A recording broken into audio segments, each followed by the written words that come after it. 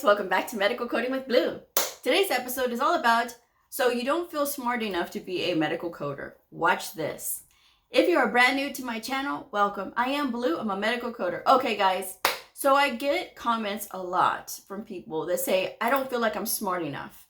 And I'm going to read a comment that I got from one of my other videos. And this was a video that I posted a while back about not quitting medical coding before you get started.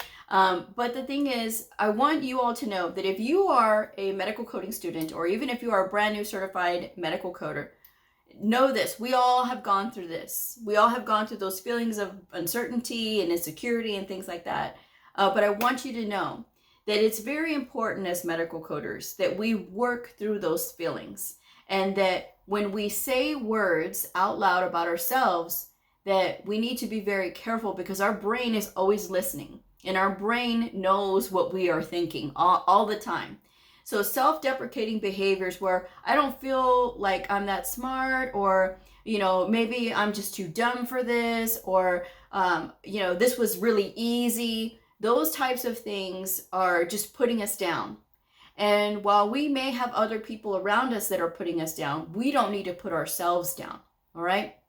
So I'm going to read the message and then we're going to get into it. So here we go. The message says, I don't get a lot of negativity from others, but more from myself, because I don't feel like I'm smart enough. I'm just going to continue to believe in myself anyway. So while I hear the words, I don't hear the music. And what I mean by that is, I hear somebody saying that they don't feel like they're smart enough, but I'm just going to say, I'm going to continue to believe in myself anyway. And it's just not as confident as I would like for somebody to be, right? And of course, you always want to be honest. And this is where a lot of people kind of get stuck. Like, I don't feel like I'm smart enough, Blue.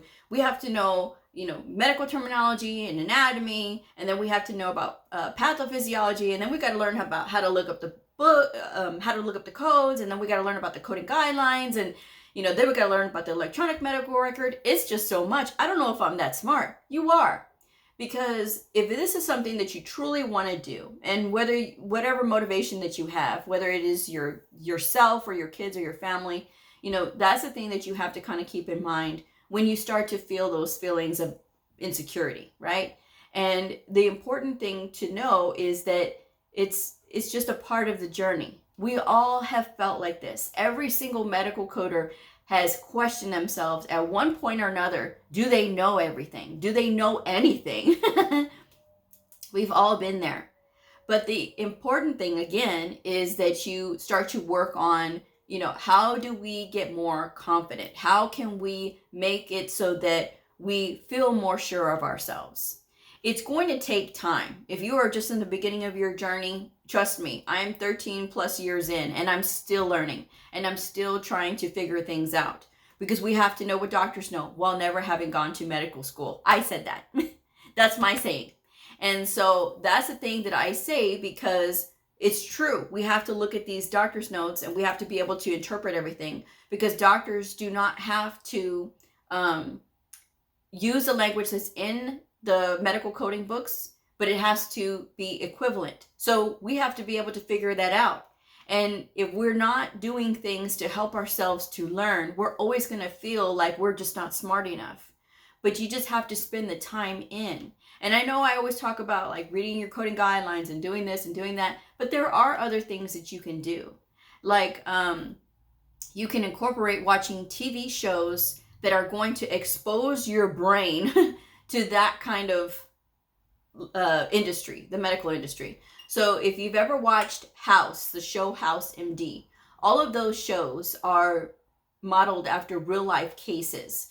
So when you hear this is what they did and this is what they did and this is how they pronounce this word, these are the sorts of things that can get stuck in your head, right? Because, okay, oh, that's going to make a lot more sense. Or if I'm reading this word, I'm going to know how to say it, like sarcoidosis. That can be quite a tongue twister when you're looking at it on paper, but when you hear it, like on the show, you know, it does help you to understand. You know, and there is drama obviously in the show, but I would recommend House over Grey's Anatomy. While I like the beginning seasons of Grey's Anatomy, I don't watch Grey's Anatomy anymore because it's too drama. Too drama for me. But with house, you know, again, you're going to be listening to all those things. And that's something that's fun and different from just the norm of reading books. And if you're just feeling like, you know, I just don't get this, I don't understand this, YouTube has a lot of really good videos about surgeries. And that's another thing that you can spend time watching, because then you'll actually be able to see and hear what they're doing in these surgeries. And they'll talk about the instruments that they use. They'll talk about all of those, all of the disease process and things like that. So it is going to make you understand what's actually happening. That's where we feel most insecure, is when we don't know what's actually happening. But when we take the time to understand and use those different avenues of learning, then it's going to make things a lot easier for us. But you'll never get to that point of being more confident if you have that idea in your head, I just don't think that I'm smart enough. This field is a long haul field. This is not something where, oh, I'm 5 years in and I know everything. You will never be this way. And if you think that you are, you're wrong. Because we're always going to have to learn. These things always change. The medical field is always changing. There's always going to be new developments, new tools to be able to work with and to be able to code for. A few years ago, my surgeons got a new toy. It's a Mako machine, right? It's a Mako, M-A-K-O, and it's for joint replacements. And it's very high tech. And it's a really awesome tool for surgeries. But the way they describe it as a robot, because that's what they know. But in medical coding, it's classified as computer assisted. So that's something that when you're listening to how these things go and you're looking in the book as to where it is, those are the things that you're going to learn. And you have to be ready to recognize yourself for you that, hey, I was smart enough to figure this out. I can get this. Because you have to be able to stand up for yourself when you are faced with audits, and you have to be confident in that. You know, hopefully you have a good auditor that will help you to understand if you are being marked wrong. And that's another thing too that I want to talk about. When somebody corrects you, it's not personal. It is that they're trying to help you to not make the same mistake again. It's like whenever I tell people that my name is B-L-E-U, not B-L-U-E or not B-L-U. Please don't do B-L-U. I really hate that. But with that, people think automatically that you're mad at them, and it just makes them question everything. It's not that I'm mad. I'm letting you know that's not my name. B-L-U is not my name. B-L-U-E is not my name. And if you say, well, Blue, it was a autocorrect. I didn't see it. Okay, guys, it's about detail. We in medical coding, we're all about detail. And if you transpose numbers, or if you replace something with another number or another letter, it can completely change the code. It can completely make things invalid. So it's all about taking personal responsibility for what we're doing. And when you take personal responsibility, then you're going to start to see things a lot more clearly, because it's not going to be just everybody's against you or this field is so hard. It's going to be, okay, I made a mistake and I'm not going to make the same mistake again. I'm going to keep working to get better. All right. So that's something that I hope that you all hear me when I say that. For a long time, I struggled with surgeries. I did. And me using YouTube to help me to understand, it made things so much more clear, because while I can get a lot of my knowledge from books, I also get a lot of my knowledge visually, as far as like, okay, I got to see this in action in order for me to truly understand it. And if you're that way, then that's what you want to choose, that medium to start learning. You want to find things that you can visually see and visually walk it out. So that way you can be more confident when you're working with surgeries or when you're coding for, whatever specialty that you're in, because you can go to the internet and you can type in any specialty and a lot of websites will come up, and when you spend time looking at those websites, it will help you to understand what actually happens for that specialty. So there's a lot of these tricks that it just comes with time and age in the field for you to really get. There's the coding companion. Now, coding companions, if you are working in the field and you feel like, hey, Blue, I just feel so lost. I don't know if this code goes with this procedure. I don't even know what this procedure is about. Optum 360 Coding has books called Coding Companions, and they are broken down by specialty. Now, the beautiful thing about Coding Companion is that it has the procedures for that specialty, and it has all of the diagnoses that go for that one particular procedure that you're trying to look up. All the applicable diagnoses that go with that procedure, which I think is awesome, because sometimes the 3M will say this diagnosis does not go with this procedure, but when you look it up in the Coding Companion, it does. And so you're like, okay, now I'm on the right track. But taking the time to look at those little tools, and the best thing about the Coding Companion is that it also breaks down in layman's terms the procedure, so that it's not just so technical and all this technical jargon. You're going to really understand what actually happened in that procedure. And it will also give you some helpful words to know. And so again, medical terminology plays a huge part in what we do every single day, all day, every day. And the more you get familiar with that, the more you're patient with learning medical terminology, because medical terminology is a very big beast for a lot of people. But when you take the time to learn your prefixes, your suffixes, and your root words, that's where you're going to be able to build on your knowledge. You're going to be able to piece words together, and it's going to make you feel more confident when you're reading these words, because it's not going to be so foreign to you. You're going to understand right away. If you see itis, you know whatever it is before that is inflamed, because that means inflammation. So there's a lot of things that can help you on your journey. You just have to start looking for them. And it doesn't require you to be hours on end studying. It doesn't, guys. Somebody asked me that a long time ago. Oh, do you mean we have to study 24/7 and we don't get any breaks ever? I said, is that even a question? Why are you even asking that? That's so ridiculous. Because I never said that you have to study 24/7. But when you are in it, when you are at work, when you are in the studies, and something doesn't make sense, you got to look it up, right? And so that way it can make sense when you're in it. Never that you have to do this 24/7. That's just ridiculous. And if that's what you think, I literally can't help you then, because that's never what I said. So that's something that as you get in and as you spend the time, you're going to get more confident if you put the energy into studying. And again, using different mediums, whether it's listening or whether it is watching YouTube videos for those surgeries, or watching TV shows like House. That is just, and House, you can find it anywhere. So that's just the thing that you can do to help you.